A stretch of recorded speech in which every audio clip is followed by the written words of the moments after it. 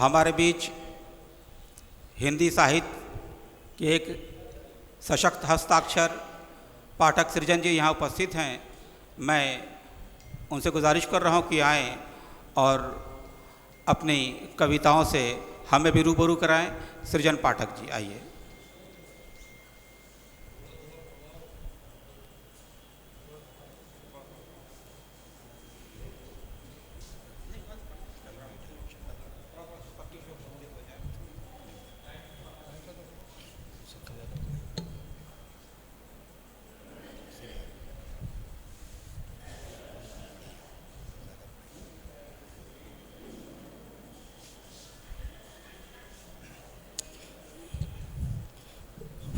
फिराक साहब की अकीदत में उन्हीं की ही ज़मीन पर एक गज़ल के कुछ अशार आपकी खिदमत में पेश करते हैं। दुआओं की दरख्वास्त है। इरशाद। तुम्हारी शायरी से ही सभी कुछ जान लेते हैं। तुम्हारी शायरी से ही सभी कुछ जान लेते हैं। कहाँ है ज़िंदगी हम दूर से पहचान लेते हैं। शुक्रिया। तुम्हारी शायरी से ही सभी कुछ जान लेते हैं। कहाँ है ज़िंदगी हम दूर से पहचान लेते हैं। हकीकत में कभी मिलते अगर तो क्या गज़ब होता। हकीकत में कभी मिलते अगर तो क्या गज़ब होता। किताबों में तुझे पढ़कर मसीहा मान लेते हैं। अच्छा भाई, वाह वाह। हकीकत में कभी मिलते, शुक्रिया। हकीकत में कभी मिलते अगर तो क्या गज़ब होता। किताबों में तुझे पढ़कर मसीहा मान लेते हैं। कहाँ है ज़िंदगी हम दूर से पहचान लेते हैं।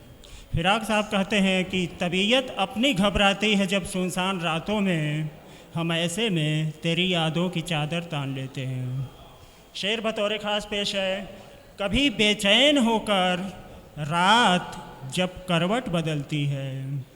कभी बेचैन होकर रात जब करवट बदलती है। हम ऐसे में तेरी गज़लों की चादर तान लेते हैं। बहुत अच्छा भाई, वाह वाह वाह। कभी बेचैन होकर रात जब करवट बदलती है। हम ऐसे में तेरी गज़लों की चादर तान लेते हैं। कहाँ है ज़िंदगी हम दूर से पहचान लेते हैं। कहाँ आसान होता है गुले नगमा खिला पाना। कहाँ आसान होता है गुले नगमा खिला पाना। हुजूर इशरत महल को छोड़कर जिंदान लेते हैं। कहाँ आसान होता है गुले नगमा खिला पाना। हुजूर इशरत महल को छोड़कर जिंदान लेते हैं। और आखिरी शेर है कि तुम्हारे इश्क का बीमार होने की तमन्ना है। तुम्हारे इश्क का बीमार होने की तमन्ना है।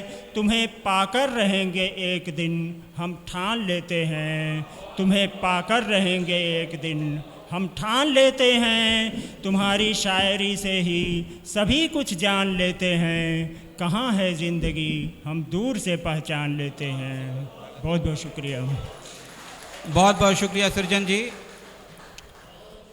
हमारे दरमियान जनाबे सैयद मोहम्मद इब्राहिम साहब यहाँ पर तशरीफ़ फरमा हैं। मैं इंजीनियर रफ़ी अहमद साहब से गुजारिश करूँगा कि उनको लेकर के स्टेज पर आएँ।